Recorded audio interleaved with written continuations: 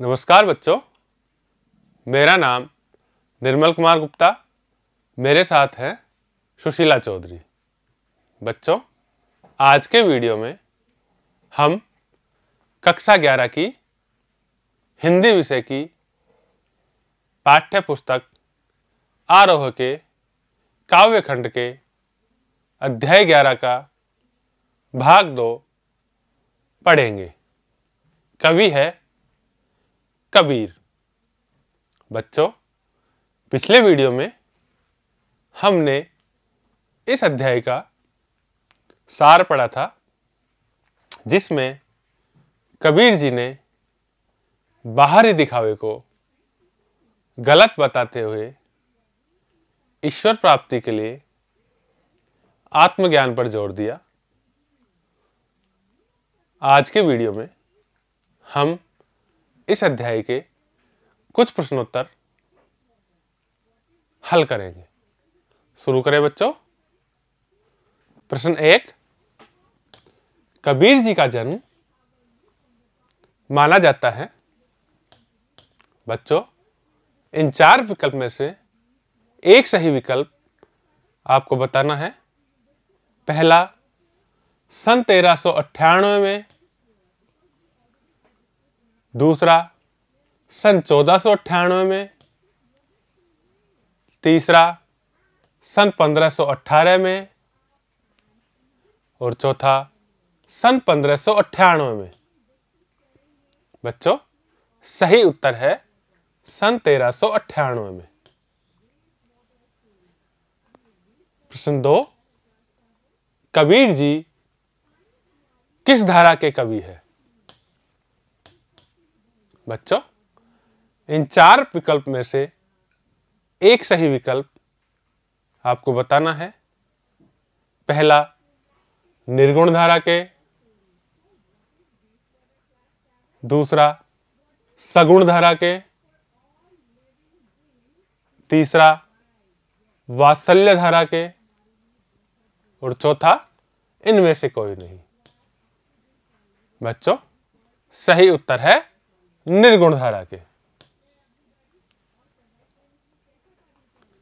प्रश्न 3, कबीर जी की दृष्टि में ईश्वर एक है।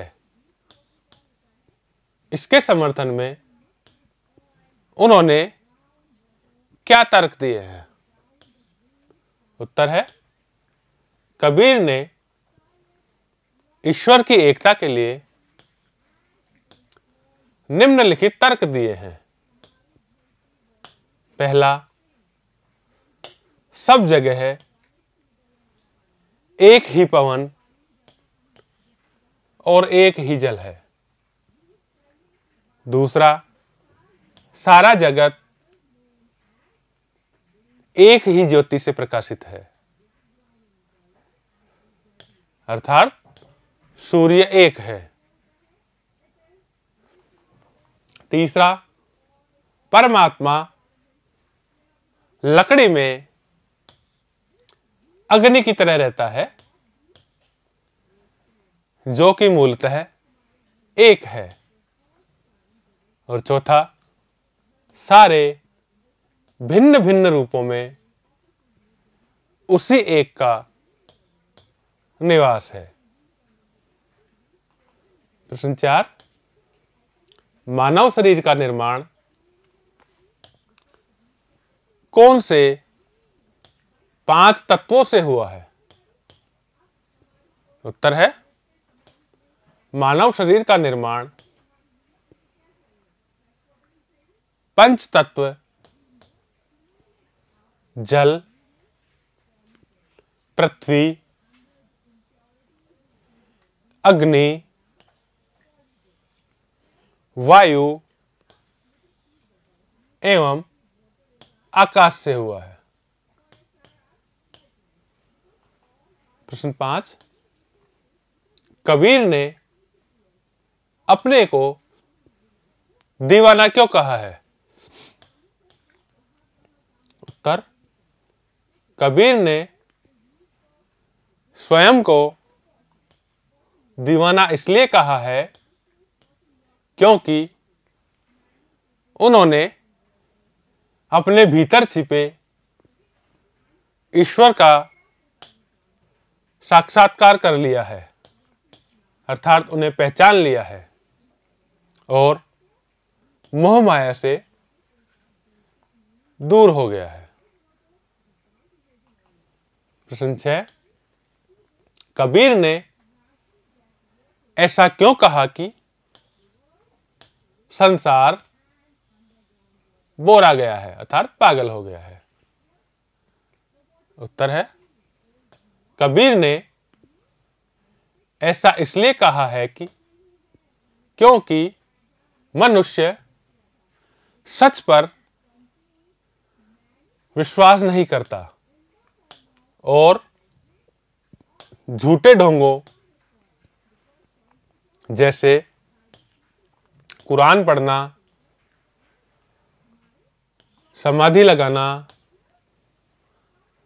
पत्थर अर्थात मूर्ति पूजना, तीर्थ, व्रत आदि को मानता है,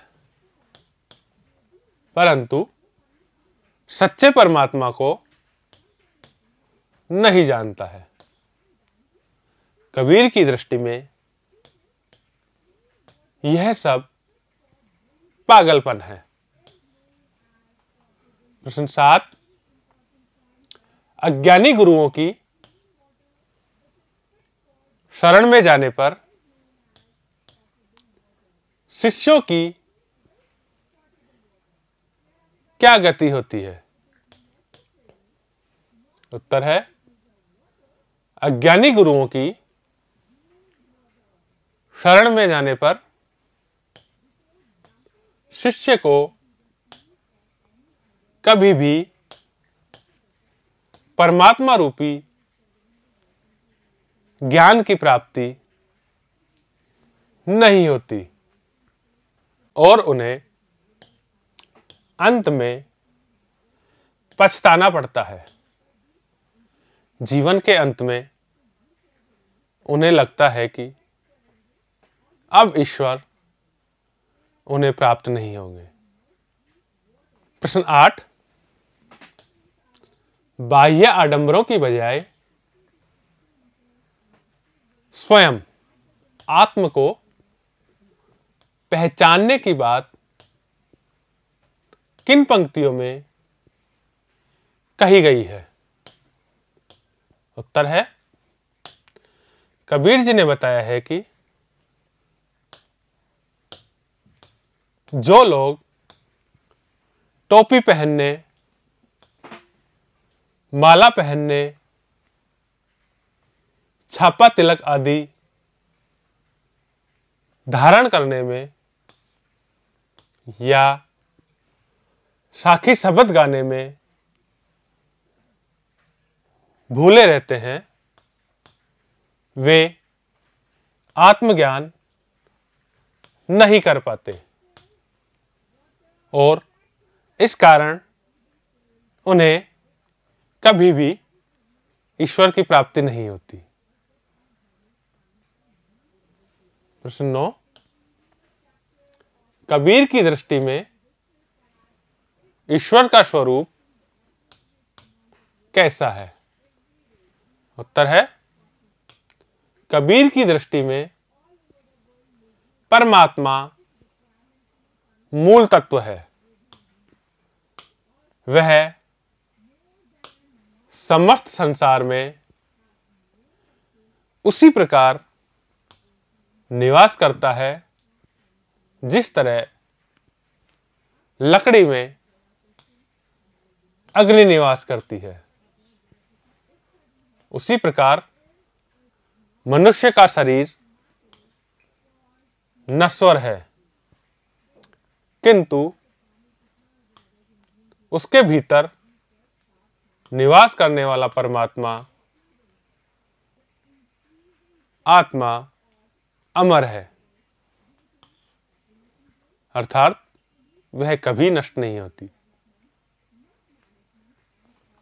प्रश्न 10, आपस में दो लड़े मरतू है, कौन आपस में लड़ते हैं? उत्तर है, इस पंक्ति में हिंदुओं और मुसलमानों के आपसी झगड़ों में लड़ने मरने की बात कही गई है। प्रश्न 11, कबीर के धार्मिक विचारों पर प्रकाश डालिए। उत्तर, कबीर जी सच्चे संत थे। वे परमात्मा को एक मानते हैं। उनके मन में हिंदू मुसलमानों में कोई भेद नहीं था। वह धर्म के नाम पर पाखंड, बाहरी आडंबरों व दिखावे के प्रबल विरोधी थे। आत्मज्ञान प्राप्त करना उनका लक्ष्य था। वे ईश्वर की सच्ची भक्ति में विश्वास करते थे। बच्चों, ये थे इस अध्याय के कुछ प्रश्नोत्तर। इन्हें आप वीडियो में बार बार देखें, समझें, याद करें और अपनी उत्तर पुस्तिका में लिखें। धन्यवाद।